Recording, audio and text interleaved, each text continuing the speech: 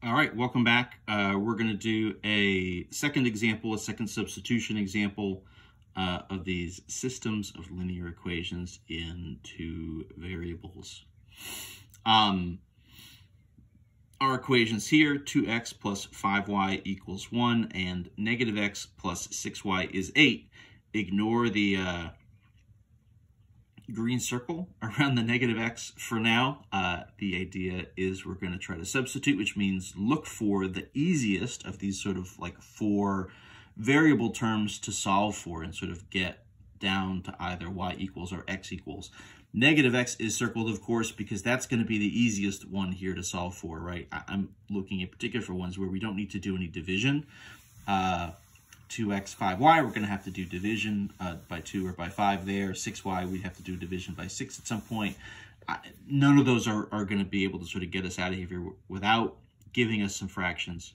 Technically, that's fine. You could sort of go nuts with a bunch of fractions here, but there's no real need to, because we could just solve for the x here in the second equation and just do some rearranging and get there without having to end up with any fraction terms. So what's that going to look like? Well, negative x plus 6y equals 8. If I'm trying to get the x by itself, we'll subtract 6y from both sides.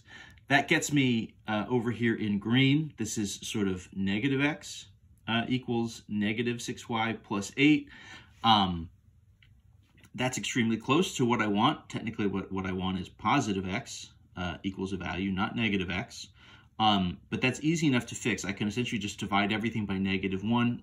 You could also think of it as multiplying by negative 1. You're just going to flip the signs of all of your different terms. So then on the other side, instead of having negative 6y plus 8, you'll have positive 6y minus 8 in blue. And that's what we're going to use as a substitution. If we follow our arrow back, we're subbing it into, so what did we do? The second equation, right, to solve for the x? So I want to sub it back into the first equation in the pair. So that's 2x plus 5y equals 1. So I'm subbing in x is 6y minus 8. I'm subbing it in here, so 2 times that quantity, 2 times 6y minus 8, plus 5y equals 1, right? So I'm subbing it in. I'm just replacing the x entirely with that substitution, right? 6y minus 8. I'm subbing it in there. Distributing, right? 2 times 6 is 12y. 2 times 8 would be sort of minus 16, plus the 5y equals 1. From there, we're doing just sort of a quick kind of combine like terms. We'll sort of add this 16 over to the other side.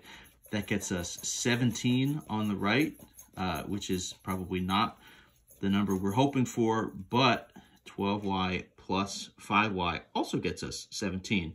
So 17, not the kind of number you want to see when you're solving an equation necessarily, but if it turns out 17 times y equals 17, that's about as good of a scenario as we can get. So if I just do a quick division by 17 on both sides, I'm going to see here that the y value is actually just equal to 1. That can happen where you're getting, in some sense, right, numbers that maybe look a little intimidating sort of temporarily, but you know, for the most part, the ones in the book are designed that you're going to get whole number answers for your solutions. So hang in there if things seem like they're getting a little dicey. Probably what will happen, as long as you haven't necessarily made a mistake somewhere, is the numbers will sort of come back around in the end. So 17 is not the best, but it gets canceled out right away by the 17. We actually get y equals 1 as our substitution. What a nice number. We have said we could take y equals 1. We could sub it into either one of these original two. We could sub it into the top, or we could sub it into the bottom. I don't remember what I did. What did I pick? 2x plus 5y is 1. I think that's the top equation. It doesn't matter here. You could sub it into either one of those two. I would just pick, you know, in some sense, I would just pick whichever one seems like it is the easier arithmetic to work with. You know, whatever the one that has the smaller numbers, I don't know, just sub it in there. We're not trying to show off or anything here. We just like to get to a solution as quickly as possible. So 2x plus 5y is 1.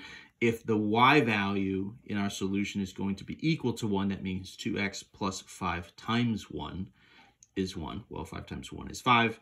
So 2x plus 5 is 1. Just a quick little minus 5 from both sides would get us to write in blue 2x equals -4. And then obviously if we divide by 2, that would get us to x value is -2.